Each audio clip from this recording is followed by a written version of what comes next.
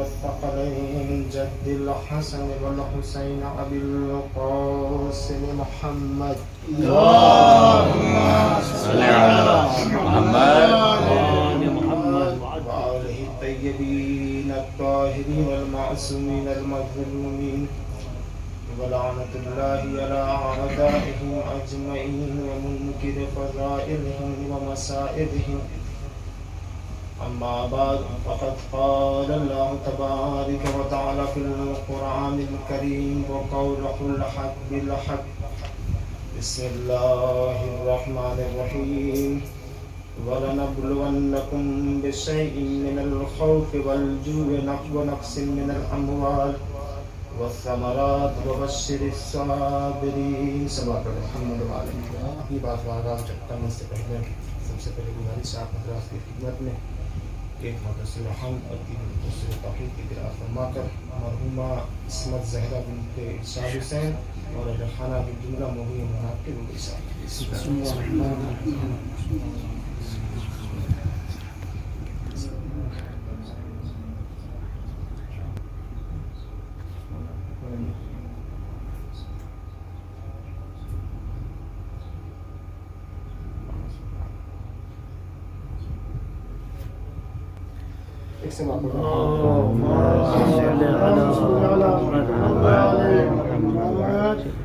عزیزان گرامی، برادران عزیز، معزز سامعین، اصالہ ثواب کی مجلس ہیں، لہذا چند ایسی باتیں آپ حضرات کے سامنے بیان کروں کہ جس کے ذریعے سے جس محرومہ کے لیے اصالہ ثواب کی مجلس کی گئی ہے اس کے لیے باعث رحمت اور باعث مغفرت کا مقصد ہو. عزیزان گرامی، آج کے اس پرآشوب ماحول میں ہر انسان موت سے ڈرا ہوا ہے، ہر انسان خوفزدہ ہے، جبکہ یہ موت کوئی بری شے کا نام نہیں ہے، یہ موت کسی خوفزدہ شے کا نام نہیں ہے. یہ موت اللہ کی نعمتوں میں سے ایک نعمت ہے. یہ موت جہاں اللہ کی ساری نعمتیں ہیں، یہ الگ چیز ہے کہ انسان موت کا ذائقہ چکھا نہیں اسی لیے ڈر رہا ہے. دنیا میں تو انسان ساری چیزوں کا ذائقہ چکھ لیتا ہے لیکن اس کا ذائقہ پتہ نہیں ہے، اسی لیے انسان خوفزدہ ہے، جبکہ موت کسی خوفزدہ شے کا نام نہیں ہے. موت ایک اللہ کی نعمتوں میں سے ایک نعمت ہے. عزیزان گرامی، اگر موت کسی خوفزدہ شے کا نام ہوتا تو کبھی انبیاء اور مرسلین کو موت نہ آتی. رسولوں کو موت آنا، انبیاء کو موت آنا اس بات کی دلیل ہے کہ موت ایک نعمت ہے.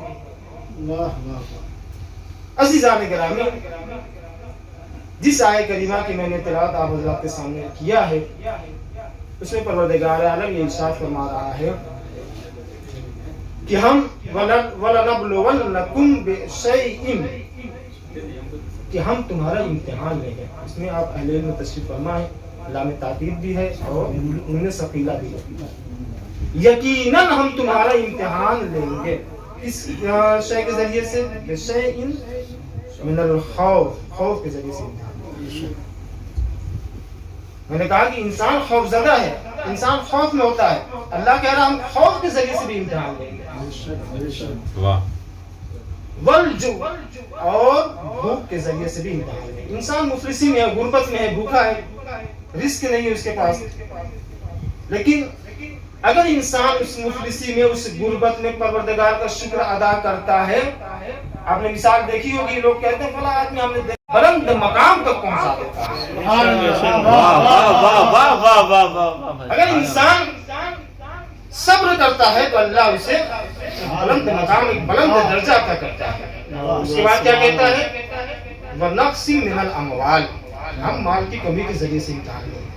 اچھا خاصا کاروبار چل رہا تھا، بزنس اچھا چل رہا تھا، ایک ایسی عادی آئی کہ کاروبار ختم ہو گیا، پریشان ہو گیا، جبکہ انسان کی کوئی کوتاہی بھی نہیں تھی. اللہ نے امتحان دیا. اب ظاہر سی بات ہے کسی کو بلند مقام حاصل کرنا ہو تو اسے امتحان دینا ہی پڑے گا. مثال کے طور پر یہاں اگر مراج اربع کا شہریہ لگوانا ہو تو نزلہ کا امتحان دینا ہی پڑے گا. یا اگر کوئی انجینئر یا ڈاکٹر بننا چاہتا ہے تو اسے نہ جانے کتنے مراحل امتحان کتنے مراحل سے گزرنا پڑتا ہے تب وہ جا کے اس مقام تک پہنچتا ہے. تو پروردگار عالم کہہ رہا اگر تمہیں نجات چاہیے تمہیں بلند مقام چاہیے آخرت میں پہلے تم ان چیزوں کا امتحان کرو. بھوک کا امتحان, خوف کا امتحان, نقص اموال کا امتحان, اس کے بعد کہتے ہیں والثمرات, اور ثمرات کا امتحان. ثمرات اہل تفاسیر نے جو لکھا ہے اس کے تفسیر میں جو لکھا ہے وہ اولاد کے بارے میں ہے کہ اس سے مراد اولاد نہیں ہے. پروردگار عالم اولاد کے ذریعے بھی امتحان ہے. کسی کا کوئی بچہ ہے انتقال کر گیا, اب یہ پروردگار دیکھنا چاہتا ہے یہ میرا بندہ مخلص ہے, یہ میرے امتحان میں کامیاب ہوتا یا نہیں ہوتا ہے. پروردگار اولاد کے ذریعے سے بھی امتحان لیتا ہے. کہہ رہا ہے اے رسول کہہ دیجئے, بشارت دے دیجئے صابرین کو کہ ان کے لیے بلند مقام ہے, بلند درجہ ہے, اور یہی ہدایت یافتہ ہے. عزیزان گرامی, موت کا تصور تو ہمارے یہاں پایا ہی نہیں جاتا. کسی کے اگر موت کا تصور, موت کے معنی کیا ہے؟ فنا ہو جانا, ختم ہو جانا. لیکن ہمارے یہاں جو علماء نے جو بیان کیا ہے وہ دو لفظ بیان کیے, ایک مرحوم یا مرحومہ اور ایک انتقال. یعنی جو اس دنیا سے جا رہا ہے وہ اس کے اوپر رحمت سایہ فکر ہے, رحمت نے سایہ کیا ہوا ہے, یعنی مرحوم یا مرحومہ ہے. دوسرے وہ انتقال کر گئے یعنی ایک جگہ سے دوسری جگہ منتقل ہو گیا. موت اسے کہتے ہیں, موت کے معنی ہے کہ فنا ہو جانا. ہمارے موت نہیں ہے, جیسا کہ پیغمبر اسلام کی حدیث ہے من مات علی حب آل محمد مات شہیدا, جو بھی اہل بیت کی محبت میں مرتا ہے وہ شہید مرتا ہے. یہی نہیں, آگے کیا کہتے ہیں من مات علی حب آل محمد مات مغفورا, کہ جو حب اہل بیت میں مرتا ہے وہ مغفور مرتا ہے. من مات علی حب آل محمد مات تائبا, کہ جو آل محمد کی محبت میں مرتا ہے وہ توبہ شدہ مرتا ہے. تو ہمارے یہاں موت کا تصور نہیں ہے, ہمارے یہاں انسان مرتا تو ہے لیکن شہید ہوتا ہے. اس دنیا سے چلا تو جاتا ہے مگر یہاں سے کہیں اور منتقل ہو جاتا ہے. یہی نہیں, آگے روایتیں کہتی ہیں من مات علی حب آل محمد بشر ملک الموت الی الجنہ. جب کوئی اہل بیت کی محبت میں مر جاتا ہے تو ملک الموت جو روح کو قبض کرتا ہے وہ سب سے پہلے اسے جنت کی بشارت دیتا ہے. یعنی ہمارے یہاں محبت اہل بیت ایک ذریعہ ہے, ایک وسیلہ ہے نجات کا, اور ہمارے یہاں سب سے بہترین وسیلہ ہے ایصال ثواب کا مجلس عزا. انسان مجلس عزا کر کے اپنے مرحومین کے لیے باعث رحمت اور باعث مغفرت کرتا ہے. عزیزان گرامی, اور روایتیں بتاتی ہیں من مات علی حب آل محمد تزف کما تزف العروس الی بیت زوجها. روایت کیا کہہ رہی ہے کہ جو بھی اہل بیت کی محبت میں مرتا ہے وہ اس کو اس طریقے سے سجایا جاتا ہے جس طریقے سے ایک دلہن کو اس کے شوہر کے گھر لے جاتا ہے. یعنی اہل بیت کی محبت اگر ہمارے دل میں ہے تو ہمیں موت سے کیا خوف ہے, موت سے کیا ڈرنا ہے. جو انسان اس وقت موت سے خوفزدہ ہے, موت سے ڈرا ہوا ہے, ڈرنا تو ان کو چاہیے جن کے پاس اہل بیت کی محبت نہیں ہے. ایک سوال پڑھتے محمد و آل محمد کو,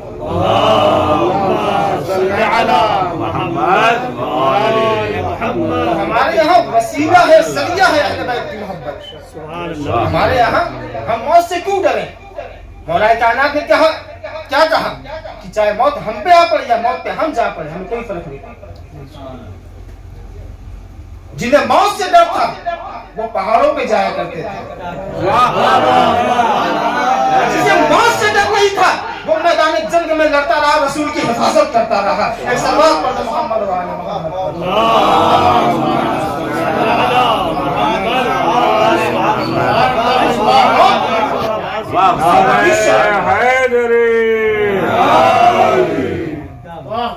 موت کسی شے کا نام نہیں ہے, موت کسی خوفزدہ شے کا نام نہیں ہے. دلیل ہے ہمارے یہاں جو اس دنیا سے چلا جاتا ہے مرتا نہیں ہے. ملائکہ نے بشارت دیا جنت کی، جیسے ہی روح قبض کیا جنت کی بشارت دے دیا، تم جنت میں چلے گا۔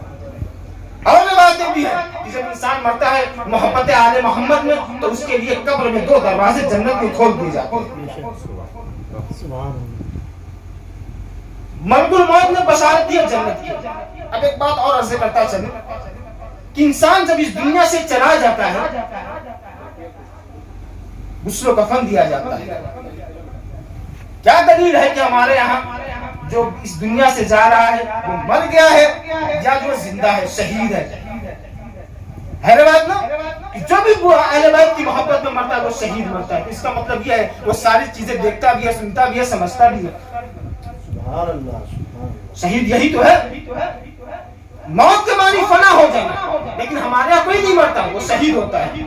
اب جو ہے جب انسان اس دنیا سے چلا گیا، جس کو کفن دیا گیا اور اس کے بعد جنازے کے لیے تیار کیا گیا، اب نماز جنازہ جب شروع ہوئی تو تکبیر میں ہے نا کہ اللہم انا لا نعلم منہ الا خیرا، پروردگار ہم اس مرنے والے کے اندر خیر کے علاوہ کچھ جانتے ہی نہیں۔ کبھی روزہ رکھتے ہوئے دیکھا نہیں، کبھی نماز پڑھتے ہوئے دیکھا نہیں، کبھی خمس دیتے ہوئے دیکھا نہیں، بعض لوگوں نے دیکھا بعض لوگوں نے نہیں دیکھا، کبھی زکات دیتے ہوئے دیکھا نہیں، لیکن ہر انسان نماز کی حالت میں یہ گواہی دیتا ہے اللہم انا لا نعلم منہ الا خیرا، پروردگارا ہم اس مرنے والے کے اندر خیر کے علاوہ کچھ جانتے ہی نہیں۔ یہ خیر ہے کیا چیز کہ جس کی یہ گواہی دے رہا ہے ہر نماز پڑھنے والا جو بھی اس کے سامنے نماز پڑھ رہا ہے، اس جنازے کی نماز پڑھ رہا ہے، وہ گواہی دے رہا ہے پروردگارا ہم اس مرنے والے کے اندر خیر کے علاوہ کچھ جانتے ہی نہیں۔ تو یہ خیر ہے کیا چیز؟ نماز پڑھتے ہوئے دیکھا نہیں، روزہ رکھتے ہوئے دیکھا نہیں، لیکن پھر بھی اس کی اچھائی بیان کر رہے ہیں کہ اس کے اندر ہم نے خیر کے علاوہ کچھ دیکھا ہی نہیں۔ اور اگر یہ تھوڑا بہت اس نے گناہ کیے ہیں اس کے گناہوں کو معاف کر دے۔ اگر یہ محسن تھا تو اس کے احسان میں زیادتی فرما، احسان کرنے والا تھا اس کے احسان میں زیادتی فرما۔ یہ کیسی گواہی دے رہا ہے؟ یہ کیا گواہی ہے کہ پروردگارا اللہم انا لا نعلم منہ الا خیرا، کہ پروردگارا ہم اس مرنے والے کے اندر خیر کے علاوہ کچھ جانتے ہی نہیں۔ تو یہ خیر ہے کیا چیز؟ یہ خیر عمل ہے کیا چیز؟ تو یہ خیر عمل اہل بیت کی محبت ہے، یہ اہل بیت کی محبت ہے کہ جس کی ہر انسان گواہی دیتا ہے۔ اور یہی اہل بیت کی محبت انسان کی نجات کا سبب ہے، نجات کا طریقہ ہے، کسی کے ذریعے انسان نجات پا سکتا ہے۔ انسان اس دنیا سے چلا گیا، محبت اہل بیت میں مرا، شہید ہے روایت کی روشنی میں۔ اب اس کو اگر جب قبر کی طرف لے جایا جاتا ہے تو قبر سے پہلے اسے روکا جاتا ہے۔ کیوں روکا جاتا ہے؟ تاکہ یہ آمادہ ہو جائے قبر کے اندر۔ تو مردہ انسان کو تو جو اس دنیا سے موت کے معنی فنا کے ہیں، مردہ انسان کو تیار نہیں کیا جاتا، تیار اسے کیا جاتا ہے جو زندہ ہے کہ تم آمادہ ہو جاؤ کرنے کے لیے۔ اچھا یہاں بات ہے، دوسری بات دیکھو، جب انسان کو میت کو قبر میں لٹا دیا جاتا ہے اور تلقین کے لیے ایک شخص اترتا ہے قبر میں، اس کے دونوں کنکھوں کو پکڑتا ہے، پکڑنے کے بعد کیا کہتا ہے؟ اسمع افہم، سن اور سمجھ۔ اس کا کیا مطلب ہے؟ یہ سن بھی رہا ہے سمجھ بھی رہا ہے۔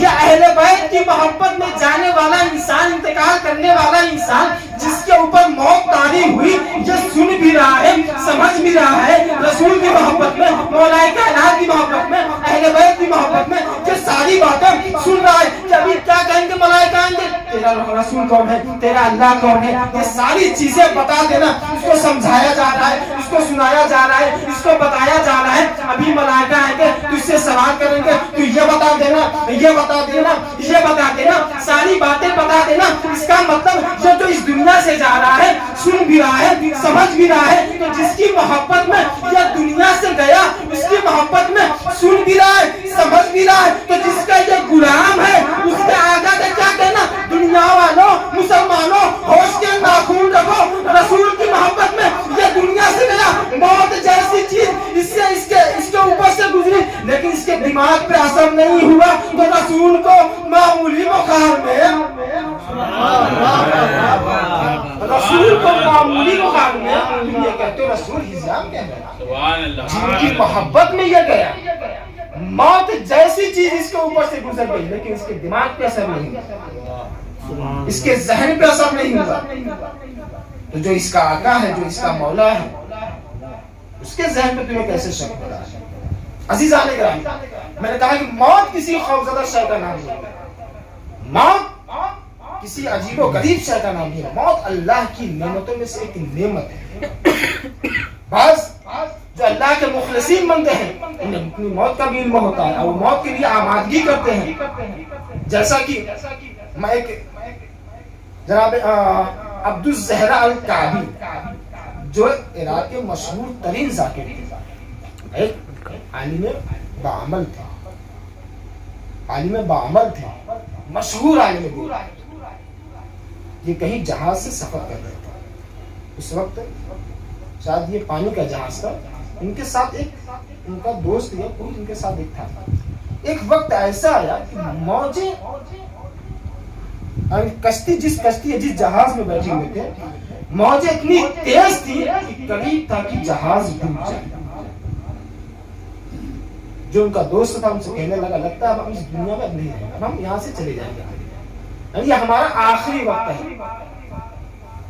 عبد الزہرا کعبی کہتے ہیں کہ نہیں، یہ ہمارا موت کا وقت نہیں ہے. دیکھیے اگر عارف باللہ ہوتا ہے تو اپنی موت کے بارے میں پتہ ہوتا ہے. کہا یہ ہماری موت کا وقت نہیں ہے. کہا وجہ کیا ہے بتائیے ہمیں. کہا اس کی دو وجہ ہیں. ایک وجہ یہ کہ جب میں اس کشتی پہ اس جہاز پہ سوار ہوا تو آیت الکرسی کی تلاوت فرمایا. سبحان اللہ. یعنی آیت الکرسی انسان اگر پڑھتا ہے تو موت سے بھی نجات پا جاتا ہے. ایک چیز. دوسری چیز کیا؟ کہا کہ میں اس دن قتل کیا جاؤں گا جس دن جناب زہرا کی شہادت ہے. ان کو اپنی موت کے بارے میں موجیں ہیں، جہاز ڈوبنے والا ہے لیکن ان کو یقین ہے موت کے اوپر کہ ہمیں آج مرنا نہیں ہے، ہمیں اس دن قتل کیا جائے گا کہ جس دن جناب زہرا سلام اللہ علیہا کی شہادت کی تاریخ. تو بعض میں جو اس کے آگے یہ واقعہ لکھا ہوا ہے کہ جناب عبد الزہرا کعبی کی جو شہادت ہوئی ہے، ان کا قتل ہوا ہے، وہ شہزادی کی شہادت کے لیے قتل ہوا ہے. تو ان کو اپنی شہادت، اپنی موت کا علم ہے. تو موت کسی بری شے کا نام نہیں ہے. عزیزان اکرام، جس طریقے سے انسان کے پیچھے ایک بات اور کرتا چلوں، اس کے بعد میں بات کو آگے بڑھاؤں گا. جس طریقے سے موت انسان کا پیچھا کرتی ہے اسی طریقے سے رزق بھی انسان کا پیچھا کرتا ہے. لیکن انسان رزق کی پرواہ نہیں کرتا، موت سے خوف زدہ ہے. پیغمبر اسلام نے فرمایا تھا کہ موت اس طریقے سے انسان کا پیچھا کرتی ہے جس طریقے سے روزی انسان کا پیچھا کرتی ہے. ہمارے یہاں ہے کہ جب انسان کھانا پینا بند کر دیتا ہے تو لوگ کہتے ہیں ویسے مرنے والا ہے.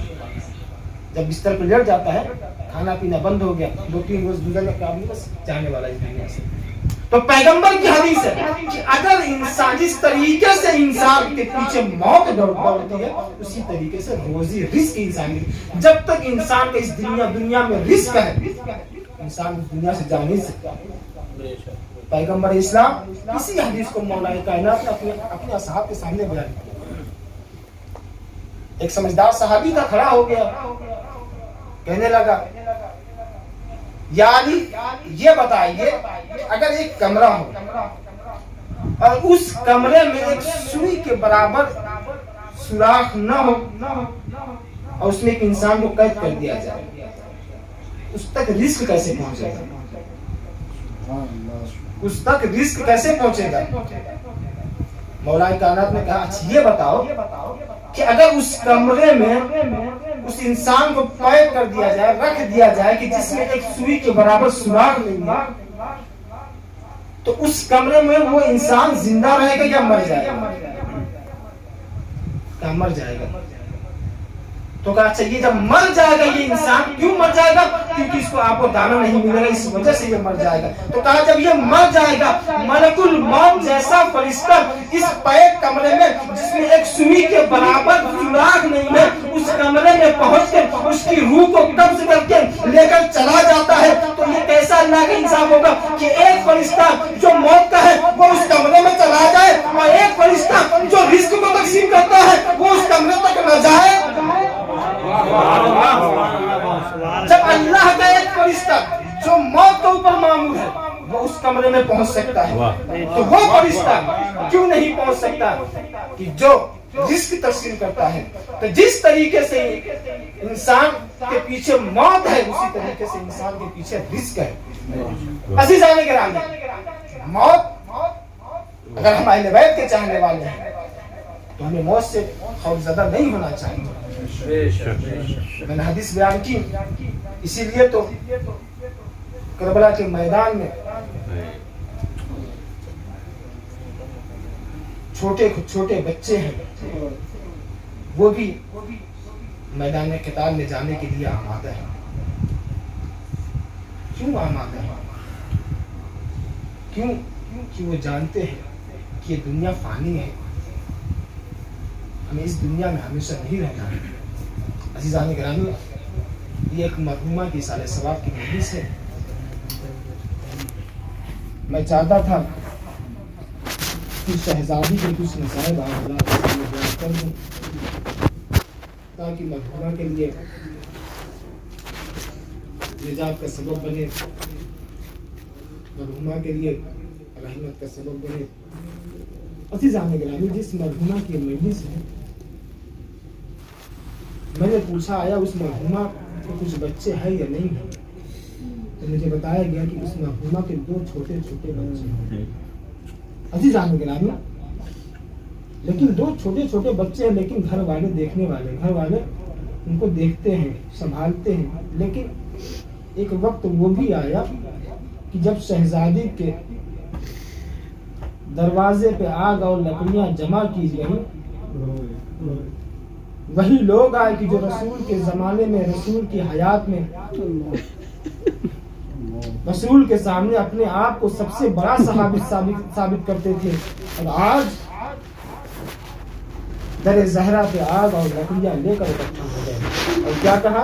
ابو حسن کو گھر سے باہر نکالو ورنہ ہم اس گھر میں آگ لگا دیں گے۔ جس دروازے پہ رسول آ کر سلام کیا کرتے تھے، السلام علیکم یا اہل بیت النبوۃ، بعد رسول کتنے دن گزرے تھے؟ ادھر رسول کی شہادت ہوئی، وفات ہوئی، 2-3 روز گزرے تھے کہ در زہرا پہ آگ اور لکڑیاں لے کر آئے، در میں آگ لگا دی۔ پورے مسائل میں بس جلدی کچھ باتیں عرض کر دوں آپ کے سامنے۔ دروازے میں آگ لگائی،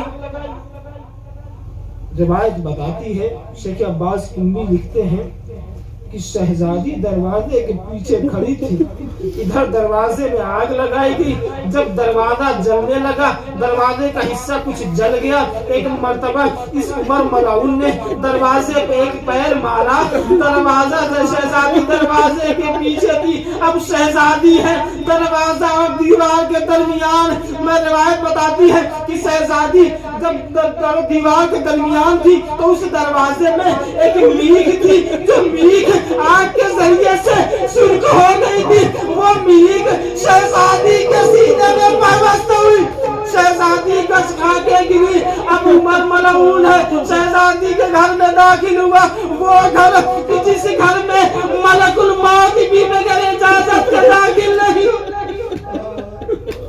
اس گھر میں داخل ہوا، علی کے گلے میں ریشمان زم میں باندھی اور باندھ کر مسجد کی طرف لے کر آیا۔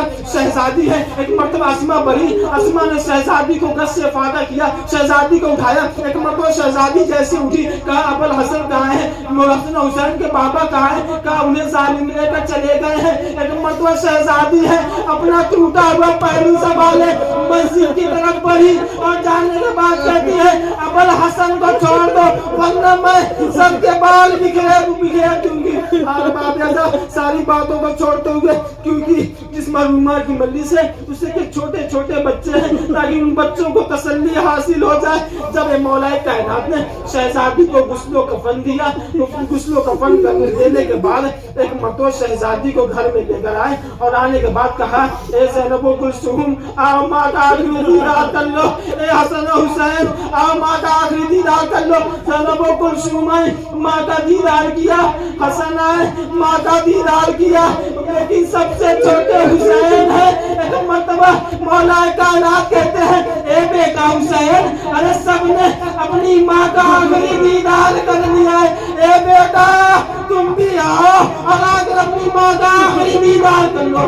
اور باب رضا تاریخ بتاتی ہے کہ مولا نے کہا، مولا حسین نے کہا اے بابا جب تک ماں مجھے اپنے خود سے نہ بلائے گی میں ماں کے پاس نہیں آؤں گا. روایت بتاتی ہے کہ جیسے یہ جملہ حسین نے کہا ایک مرتبہ بندے کفن ٹوٹے، آواز آئی اے میرے لال حسین آ جا، میرے سینے سے لگ جا، آج کے بعد یہ سینہ نصیب نہ ہوگا.